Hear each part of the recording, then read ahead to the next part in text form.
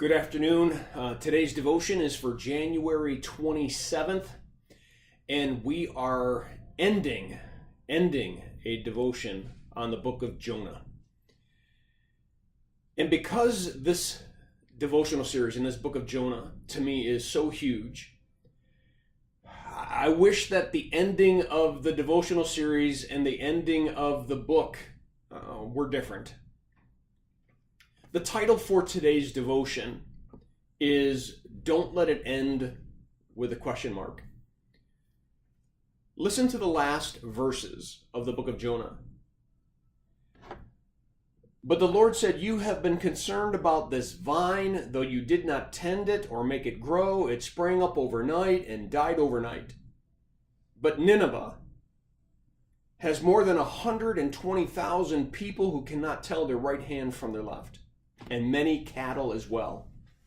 Should I not be concerned about that great city?" Question mark. Don't let it end with a question mark. We don't have Jonah's response.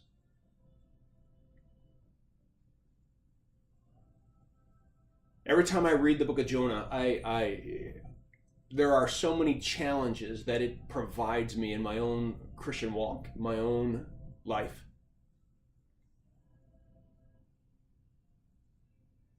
Is it possible that somehow we can get so distracted that we can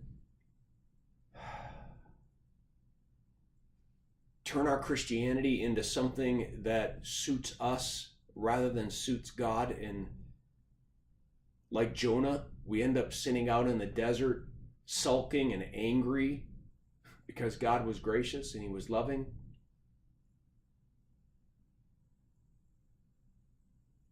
Since chapter 1, God's done nothing but try to get to Jonah's heart,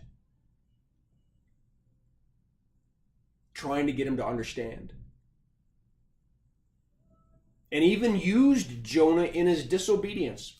I mean, there's no doubt that even though Jonah's heart was not fully in the right place, God was still able to use him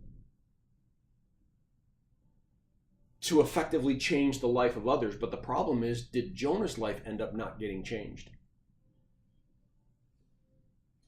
Does it end with a question mark?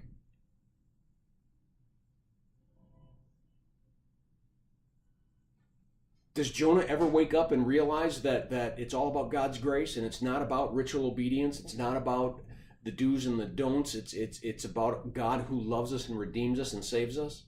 Does he ever get it?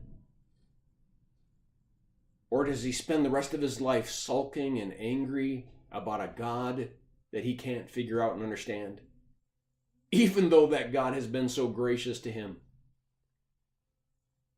What about our own lives?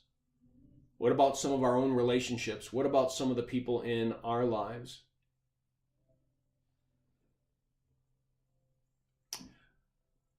I hope that this whole devotional series has been a blessing to you, and I encourage you to read the devotion that is attached. And I do pray that it's a blessing to you. Have a firmly rooted day.